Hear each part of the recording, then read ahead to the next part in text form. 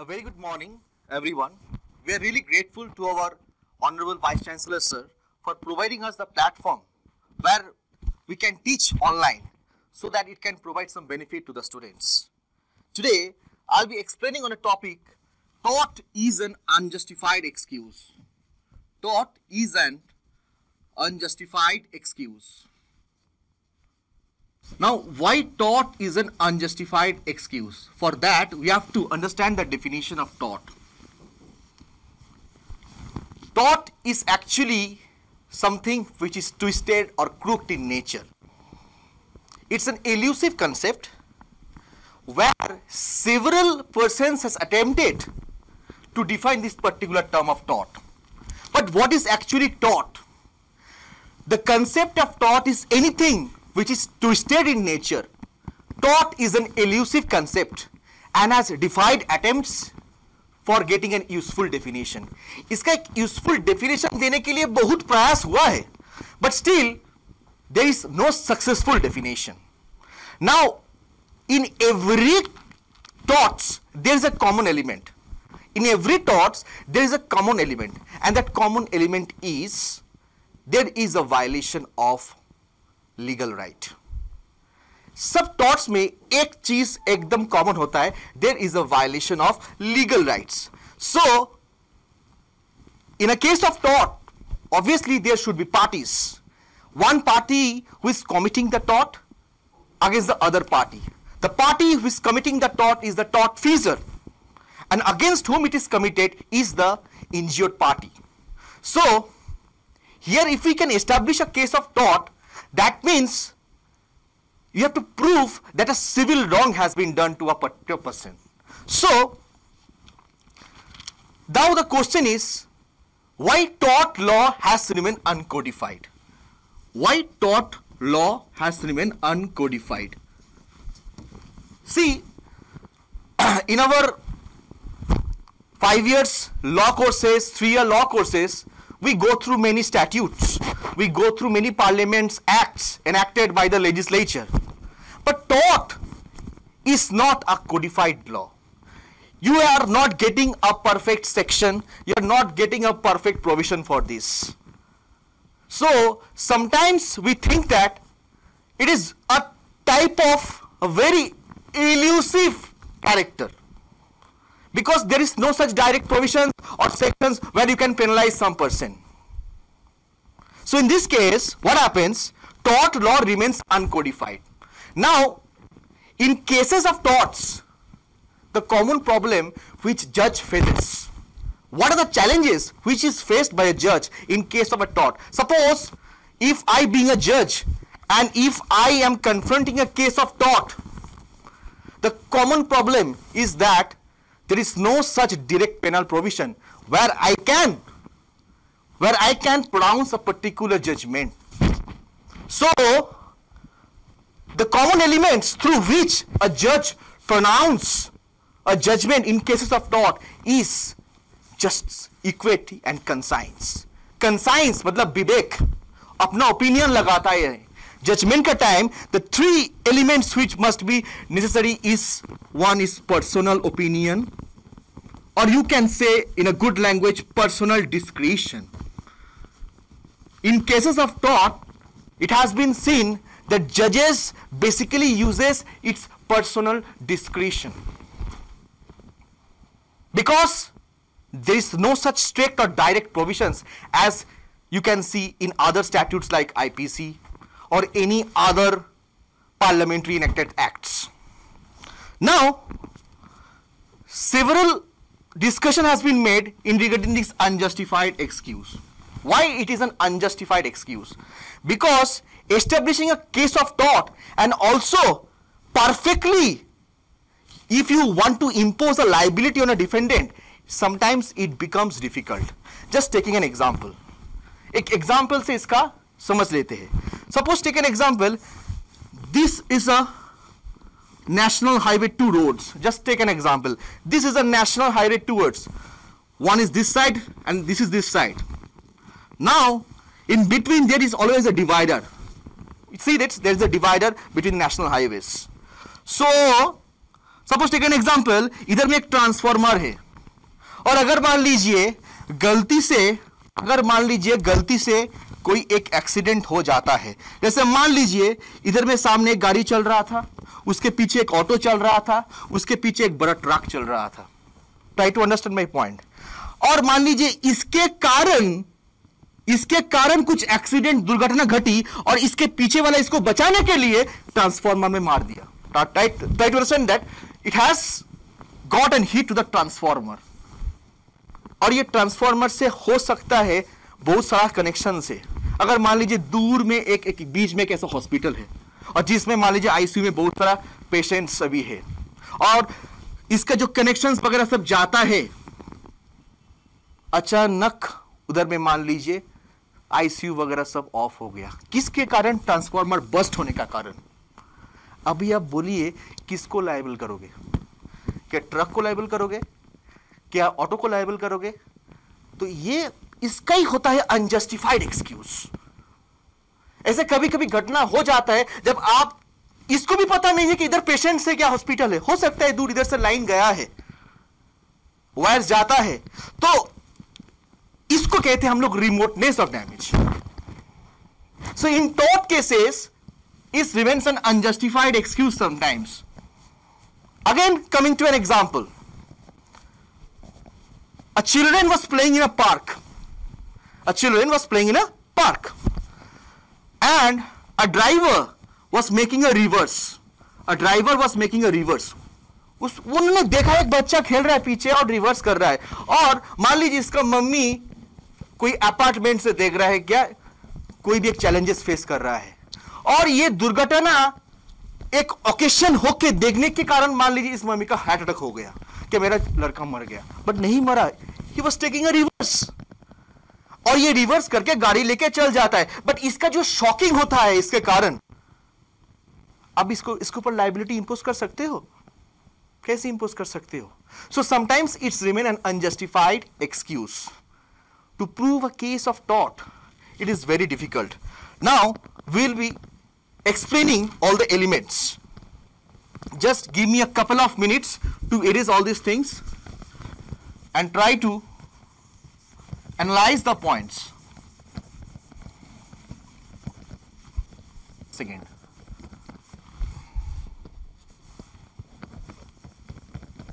See, to establish a case of tort, this element should be very much important, and I'm going to discuss those points.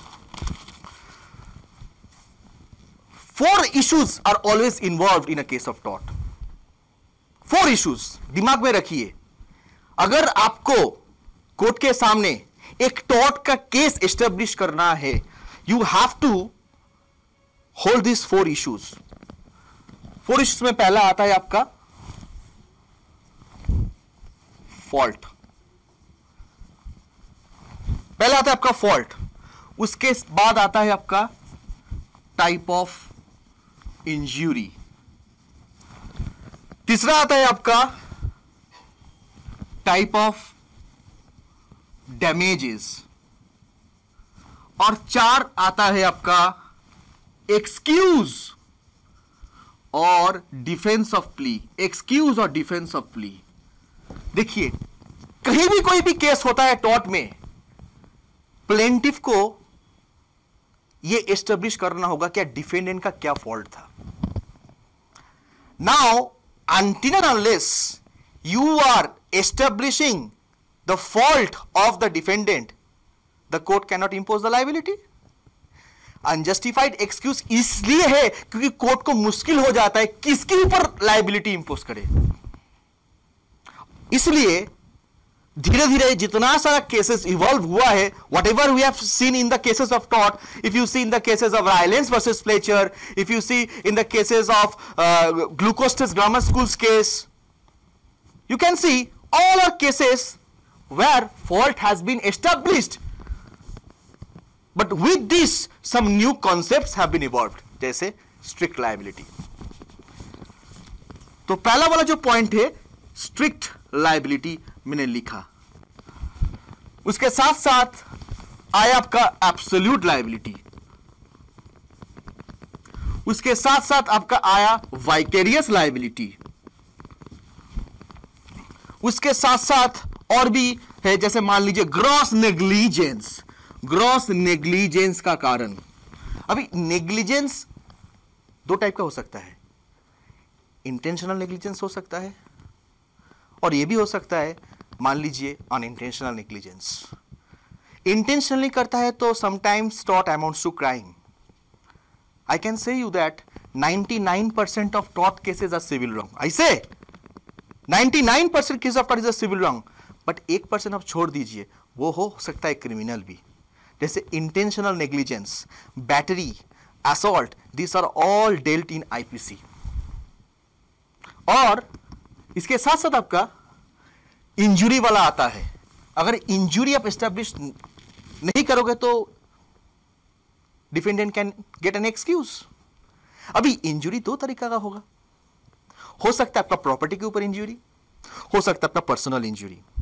अभी personal injury हो सकता है slander, liable, जैसे defamation में deal किया IPC में, वैसे property में भी हो सकता है। अगर मान लीजिए मैं अपना गाय को आपका घर का बगीचा में घुसा दिया और पूरा आपका बगीचे का जितना सारा फूल है सब खा लिया, किसके ऊपर लायबिलिटी? गाय के ऊपर लायबिलिटी दोगे क्या मेरे ऊपर लायबिलिटी दोगे? मैंने क्या, हो सकता है भी सर अब जानबूझ में किया है, you have done it intentionally, ये कैसे डील होगा?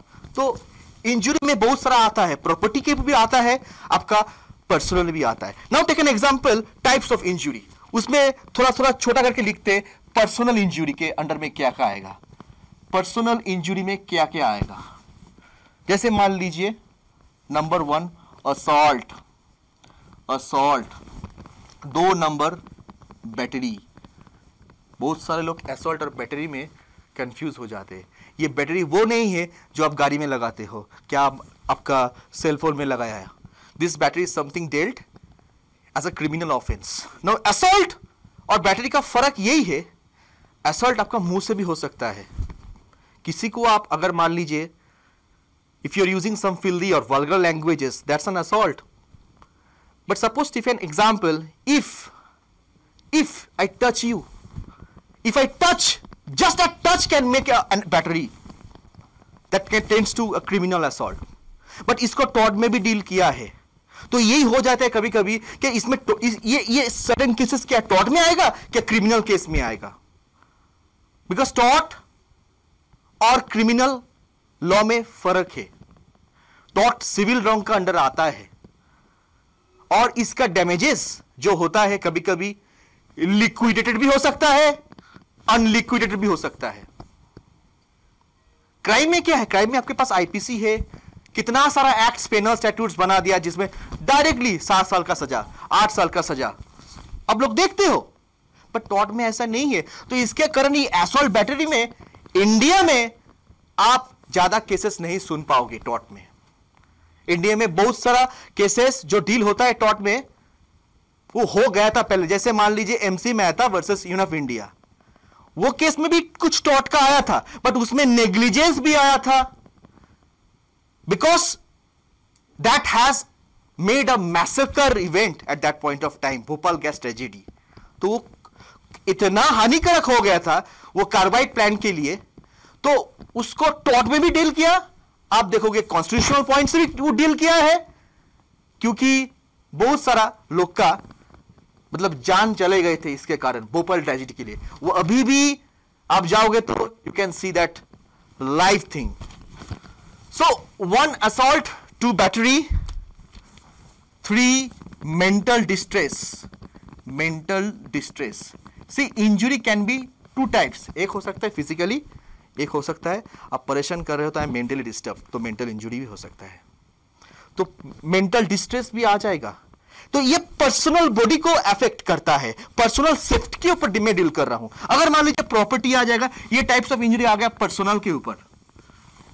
अगर मान लीजिए प्रॉपर्टी के ऊपर आता है तो क्या आएगा सर, प्रॉपर्टी पर आएगा trespass. Trespass is one of the common problem, जिससे क्या हो सकता है, दुर्घटना घटी, पब्लिक न्यूसेंस हो सकता है, public nuisance 3 number sir private nuisance. बात है क्या, इंडिया में इतना सारा लॉज है, हम लोग कभी टॉट को भूल जाते हैं कभी कभी, दैट्स द प्रॉब्लम। आपके घर के सामने मैं डस्टबिन का कचरा लेके फेंक दिया, अब टॉट में केस करोगे? कैसे होगा, मैटर कैसे चलेगा? आप देखते हो इससे अच्छा बेहतर मेरे पास क्रिमिनल लॉ है, I will take the movement of the criminal actions. वो मेरा आसानी होगा, एक पुलिस को इन्फॉर्म कर देंगे that this is a type of public private nuisance. तो टॉट का एक जो एक्सप्लेनेशन हम लोग का जो ओवरव्यू होता है, इसके कारण हम लोग का बाकी का सब्जेक्ट्स भी क्लियर हो जाते हैं। बट टॉट is an important subject through which we can get an overview of various other subjects. जैसे ये ट्रेसपास पब्लिक न्यूसेंस आप फिर से पढ़ोगे, आईपीसी में फिर से पढ़ोगे, न्यूसेंस आएगा। जैसे 144 में आपका होता है अर्जेंट केस ऑफ न्यूसेंस, जाते हो 144 कर देते हो कभी कभी, तो ये न्यूसेंस में डील होता है, फिर से टॉट से भी डील होता है। बट केसेस रजिस्टर अगर होगा तो आपको पेनल स्टैट्यूट्स वगैरह चाहिए, आपको डायरेक्ट प्रोविजंस चाहिए। टॉट में ऐसा कोई पेनल स्टैट्यूट्स प्रोविजंस डायरेक्टली नहीं दिया है, that's very unfortunate. Now that's the type of injury. Now coming to the types of damages. अभी क्या डैमेजेस आप मांग सकते हो टॉट केसेस में? देखिए, जितना सारा मैं ये बोल रहा हूं इंग्लिश बेस्ड लॉ केसेस से ही हुआ है, और सब केसेस इस स्टैंडिंग पॉइंट्स में ही खड़ा हुआ है। आपको अगर मान लीजिए इंजुरी हुआ, सर मेरा डैमेज नहीं हुआ, हो सकता है मेरा इंजुरी हुआ बट मेरा कुछ डैमेज नहीं हुआ है, is it a taught? Question arises, is it a taught? आपका तो कुछ डैमेज नहीं हुआ, क्षति कुछ नहीं हुआ आपका, बट मेरा तो सर इंजुरी हुआ, पर्सनल मेरा मेंटल डिस्ट्रेस हो रही है। Yes, the point is that just you have to establish that there is a violation of your legal right. आप लोग पढ़े injuria sine, injuria cum damnum, damnum cum injuria, damnum sine injuria, I pose it, damnum sine injuria. तो इसमें क्या है, हो सकता है इंजुरी के साथ आपका डैमेज भी हो जाए। हाँ, केस में थोड़ा और भारी हो जाता है, आपका पोजीशन और स्ट्रांग हो जाता है, मेरा इंजुरी हुआ, मेरा डैमेज भी हुआ। बट अगर मेरा खाली इंजुरी हुआ, डैमेजेस नहीं हुआ, तो भी टॉट है। सो injury plus damages is equal to taught. Injury but no damages, that also taught. But no injury, no legal right violation, but मेरा डैमेज हुआ है, नो केसेस ऑफ टॉट। मेरा कहने का मतलब है, अगर आपका डैमेजेस हुआ बट आपका कोई लीगल राइट वायलेशन नहीं हुआ। जैसे एक छोटा एग्जांपल बताता हूं, आप लोग को अच्छा लगेगा। मान लीजिए एक बड़ा शिप जा रहा था, एक बड़ा शिप जा रहा था जिसमें बहुत सारा पैसेंजर्स लोग थे। अभी बात है क्या, तूफान आ गया, और तूफान के कारण हो सकता है the ship was in danger, maybe it sink. Now the problem is that one of the passenger has thrown the luggages of others passengers, और जिसके कारण नाव हल्का भी हो गया और बच भी गया और समुद्र का पार में भी आ गया। Take an example. तो एक बड़ा दुर्घटना से ये आदमी ने बचाया सब पैसेंजर्स को। अभी बाकी का पैसेंजर्स मान लीजिए जाके कोर्ट में केस कर देता है कि हम लोग का लगेजेस इन्होंने फेंक दिया। अरे क्या आदमी है, I have saved their lives, life से भी क्या ज्यादा इंपॉर्टेंट उसका लगेज है। तो to prevent a greater evil, it was very necessary at that point of time कि ये फेंकना चाहिए था, इसलिए मैंने किया। हो सकता है तो इसमें क्या हुआ, लीगल राइट वायलेशन हुआ। अरे वो लीगल राइट बचाया, आपका आर्टिकल 21 बचाया, राइट टू लाइफ तो बचाया, तो आपका लगेजेस सोचो। तो मेरा कहने का मतलब यही है, अगर आप लीगल राइट वायलेशन को एस्टेब्लिश नहीं कर पाते हो तो आपका टॉर्ट केस नहीं होगा। डैमेजेस दूर का बात है, अभी कितना डैमेजेस हुआ क्या नहीं, इसमें भी टॉर्ट में बहुत सारा प्रॉब्लम होता है। और एक एग्जांपल देते हैं, एग्जांपल तो मेरे पास बढ़िया बढ़िया है।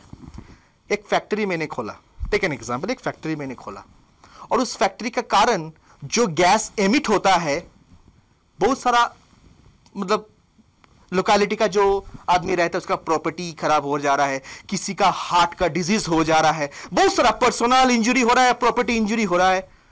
अभी बहुत बड़ा दुर्घटना घट गया मान लीजिए, इसमें आप देखिए कितना टाइप का इंजरी कर रहे हो। एक तो ह्यूमन डेंजर, सेकेंड प्रॉपर्टी का इंजरी, आप क्या मेजर करोगे? तो इसमें कैसे डैमेजेस को कहा जाता है, इसको बोलते हैं अनलिक्विडेटेड डैमेजेस। जैसे एमटी मैसा वर्सेस यूनियन ऑफ इंडिया, आज के डेट में भी वो जो घटना हुआ है उस गैस के कारण अभी भी बहुत सारा पेशेंट्स वही कारण के लिए सफर कर रहा है, मौत से लड़ रहा है। ऐसा क्या कार्बाइड प्लांट से क्या एमिशन हुआ था जिसके कारण आज का डेट 2021 में भी उधर में ये हादसा का अभी आप देख सकते हो, there is a clear reflection of that particular carbide gas leakage. So injury ऐसा हो गया, जैसे आपको मैंने देखा, to prevent a greater danger. Coming to the now types of damages, let us explain the types of damages. But हो सकता है डैमेजेस का बारे में आपको एक क्लियर ये आ गया। तो डैमेजेस होता है एक आपका, सॉरी, एक आता है आपका पिक्यूनरी डैमेजेस। पिक्यूनरी डैमेजेस को आप ये भी बोल सकते हो in the sense of monetary compensation, जिसको आप मेजर कर सकते हो। तो पिक्यूनरी डैमेजेस के अंदर आपका क्या क्या हो सकता है, जैसे मान लीजिए आपका फैक्ट्री चलने का कारण ऐसा गैस एमिशन हो रहा है कि मुझे दुकान बंद करना पड़ा। क्या हो सकता है सर? आपका अर्निंग खत्म हो गया, loss of earning. Yes, loss of earning pecuniary damage में आ जाएगा। हो सकता है मेरा ये दुकान चलने से मेरा हर महीने में कम से कम 1 लाख रुपए इनकम होता, बट आपका फैक्ट्री के लिए मेरा 4 महीने बंद हो गया, मेरा दुकान 4 लाख दो। So you can measure it. आपका एक हो सकता है आपका दुकान का, आप तो मेंटेन करते हो लेजर, बैलेंस शीट तो मेंटेन करते हो, आपका क्या होता है, तो इसके कारण आपका लॉस ऑफ अर्निंग हो गया, number 1। Number 2 is medical damage भी मांग सकते हो, हॉस्पिटल डैमेज भी मांग सकते हो। ये फैक्ट्री का एग्जांपल ले लो, उस फैक्ट्री का गैस के कारण आपका हार्ट का डिजीज हो गया, बहुत सारे लोग का स्किन खराब हो जा रहा है, आपका हो सकता है प्रॉपर्टी में जो मार्बल वगैरह है एकदम एक्सपोर्ट हो जा रहा है इस फैक्ट्री का गैस के कारण। देखिए केस करने के लिए बहुत, बट आपको एस्टेब्लिश करना है कौन सा पॉइंट मैंने बोला, legal right violation, and that legal right violation may be personal और may be your property. 3 number point आपका जो है लॉस ऑफ मैट्रिमोनियल स्टेटस, ये भी हो सकता है। मैट्रिमोनियल स्टेटस, रिलेशनशिप ब्रेक हो सकता है, कैसे जगह में शादी करके आया, ऐसा क्या क्या फैक्ट्री के सामने हमने घर बनाया, तो देखिए लॉस ऑफ डिवोर्स में हो सकता है, लॉस में, that's not a problem, but I am explaining that may be also coming under this damages. अभी नॉन पिक्यूनरी, जो आप क्षतिपूरण को मेजरमेंट नहीं कर सकते हो, non pecuniary damages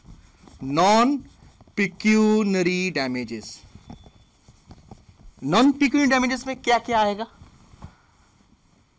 loss of expectancy of life, मैं मर गया, फिर से मुझे जिंदा आप कर सकते हो? आपको गैस के कारण मेरा हो सकता है ये चला गया, मैंने दोनों बेटा चला गया उस गैस के एमिशन के लिए। सो हाउ कैन यू, आपके जिंदगी ले लिया, इसके लिए आप एक पैसा दे रहे हो जिससे सरकार देता है, मर गया इसके कारण, इसको 5 लाख रुपया दे दो। बट टॉट केस में ऐसा हो सकता है जिसमें आपका लॉस एक्सपेक्टेंसी ऑफ लाइफ भी हो सकता है, loss of expectancy of life. Pain and suffering, अपना दर्द आपको खुद को ही सहना पड़ेगा, मेरा दर्द आप नहीं ले सकते हो practically. So pain and injury can also be a non pecuniary damages. Pain and injury, इसके साथ साथ आपका लॉस ऑफ साइकोलॉजिकल फंक्शंस भी आ सकता है। तो डैमेजेस बहुत तरीका हो सकता है, केसेस डिफर होता है। ऐसा मैंने जैसे नाव का एग्जांपल दिया, बहुत सारा टाइप का केस हो सकता है। जैसे रायलैंड वर्सेस फ्लेचर में क्या हुआ था, जो रिजर्वायर का पानी पूरा का पूरा आउटबर्स्ट हो गया था, इसके कारण क्या हुआ था, कोल माइन में पूरा फ्लड हो गया था, बहुत सारा लॉस हुआ है, बट उसको स्ट्रिक्ट लायबिलिटी में ले गया. Now will be discussing on excuse और डिफेंस ऑफ प्ली. थोड़ा मुझे फिर से टाइम दीजिए, हमको साफ करने दीजिए. And please never mind, my hand writing is not good, bear me for some time.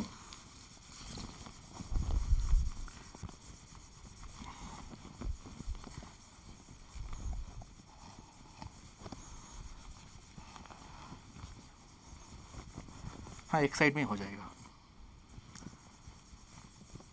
Okay, now let us see this portion. I am saying excuse और defence of plea. Excuse or defense of plea.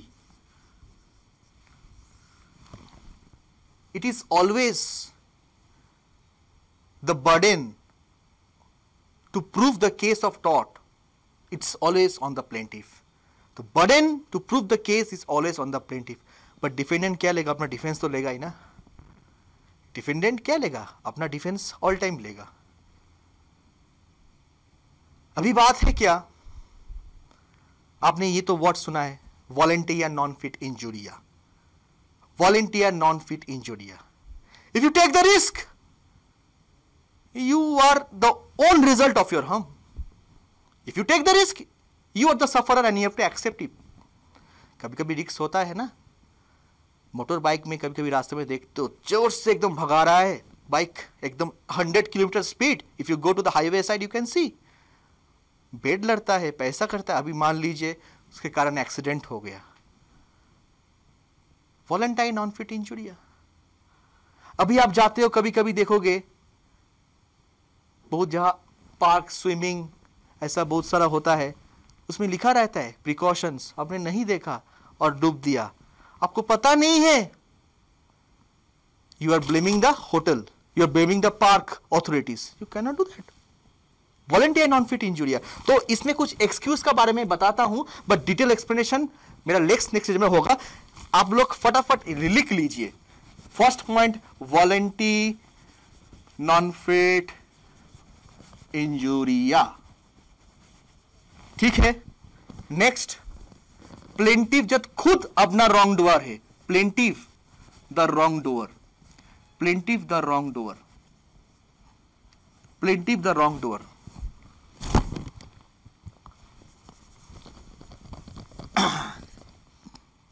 Third point है आपका inevitable accident.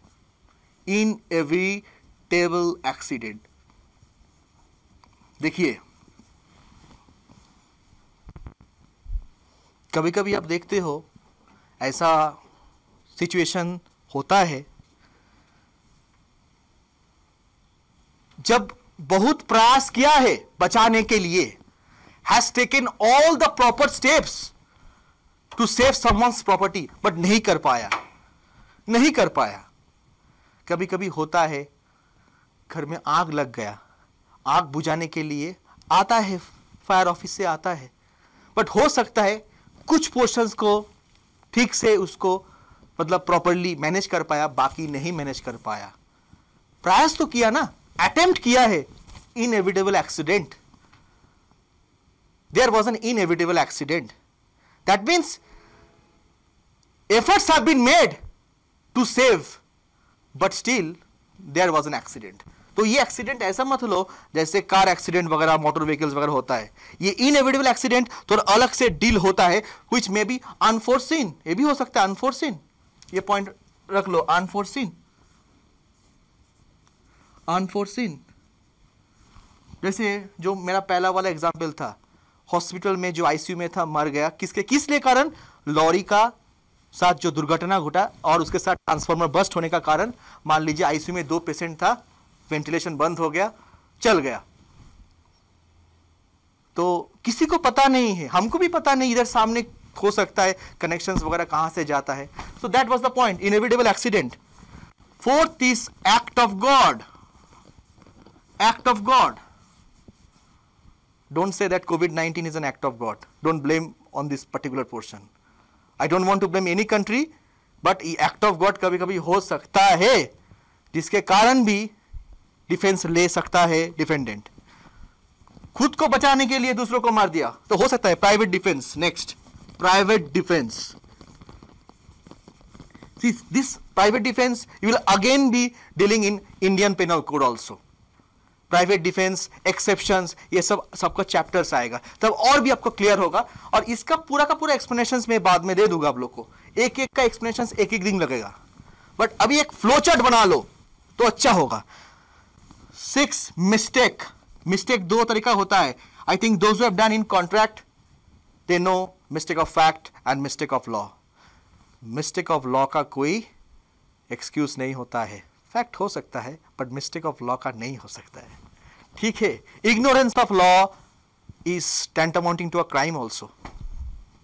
आपको जानकारी होना चाहिए कुछ भी, but आप बोल सकते हो कि मुझे पता नहीं है, I am not aware of the rights, तो मिस्टेक देखना चाहिए।